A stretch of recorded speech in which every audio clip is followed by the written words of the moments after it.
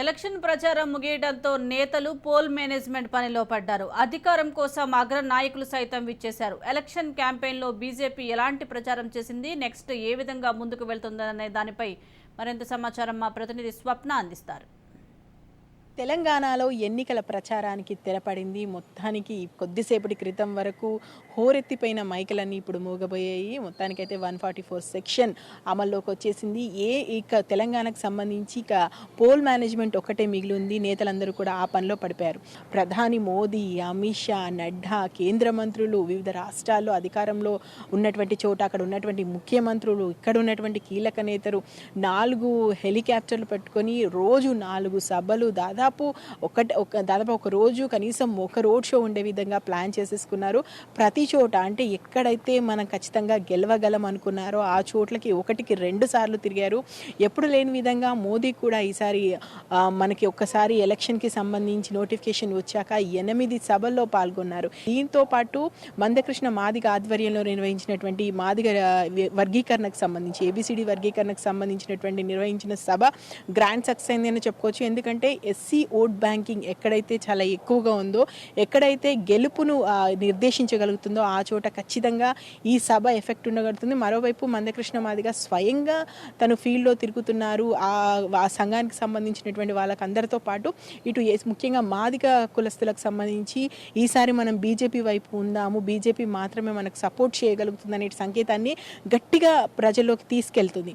ఇంకొక విషయానికి వస్తే బీసీ ముఖ్యంగా మున్నూరు కాపు ముదిరాజులకు సంబంధించిన దాంట్లో బాగా ఎఫెక్ట్ పడిందని చెప్పేసి బీజేపీ భావిస్తుంది. ఎందుకంటే మున్నూరు కాపులకు సంబంధించి కానీ ముదిరాజులకు సంబంధించి కానీ ఇచ్చినటువంటి వాళ్ళలో కూడా చాలా ఎక్కువ సంఖ్యలో ఉన్నారు. బీసీ ముఖ్యమంత్రి నినాదం అనేది గట్టిగా ప్రజల్లోకి తీసుకెళ్లగలిగారు. అమిత్ షా దీన్ని ప్రతిపాదించారు. ఆ తర్వాత మోడీ ప్రతి సభలోనూ బీసీ ముఖ్యమంత్రి రాబోతున్నాడు, బీసీ ముఖ్యమంత్రితోనే ప్రగతి సాధ్యం అనేటువంటి విషయాన్ని తీసుకెళ్లారు.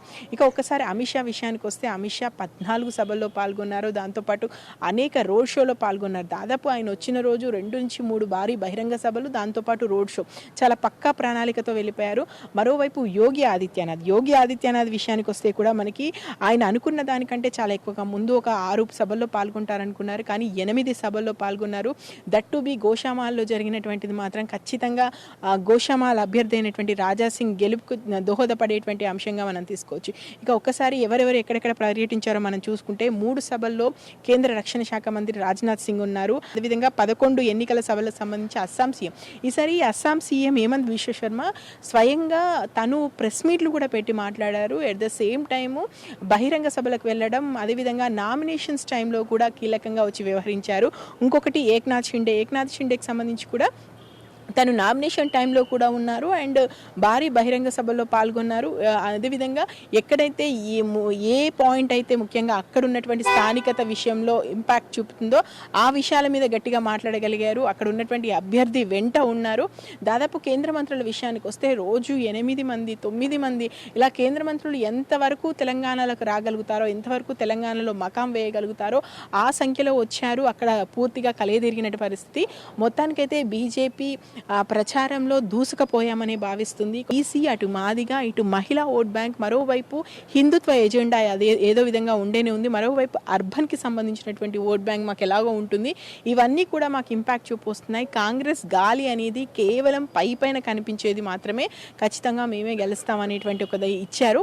ఇక చూడాలి. ఇప్పుడైతే ప్రచార పర్వాలు అన్నీ అయిపోయాయి. మొత్తానికి అందరూ కూడా మూగబోయారు. సైలెంట్గా ఎవరు చేయాల్సినటువంటి పనులు వాళ్ళు చేస్తున్నారు. ఇక పోలింగ్ మేనేజ్మెంట్కి సంబంధించి మనం ఏం చేయాలి అనే దాని మీదనే ఇప్పుడు ప్రస్తుతం కసరత్తులు జరుగుతున్నాయి. ఇప్పటి వరకు అవుట్డోర్ జరిగిందంతా కూడా ఇప్పుడు ఇండోర్ 4 గోడల మధ్య ఏం చేయాలి అనేటువంటి ఆలోచనలతో కార్యకర్తలతో తలమునకలైపోయారు ఇప్పటికే అక్కడ ఉన్నటువంటి నేతలు. చూడాలి మరి ఎవరు గెలుస్తారు, ఎవరు ఓడతారు అనేది పక్కన పెడితే మాత్రం ప్రచార పర్వంలో ఇటు బీఆర్ఎస్, అటు కాంగ్రెస్, బీజేపీ పోటీ పడి మరి ప్రచారం చేశాయి. ఇక బీజేపీకి సంబంధించి అనూహ్యంగానే వాళ్ళు మేము రేస్లో ఉన్నాము అనుకుంటున్నారు. మరి ప్రజలు వాళ్ళని రేస్లో ఉంచరా అనేది చూడాలి. మొత్తానికైతే తెలంగాణకు సంబంధించి ఎంతో కీలకంగా భావిస్తున్నటువంటి ఈ ఎలక్షన్స్లో నేతల హడావిడి అంటే పైన ప్రజల వద్దకు వెళ్ళి చేసేటువంటి హడావిడి అంతా ముగిసింది. ఇక ఏం జరుగుతుంది ఏంటి అనేది మనం ఓటింగ్ అయిపోయిన తర్వాత December 3న చర్చించుకోవచ్చు. Vote studio.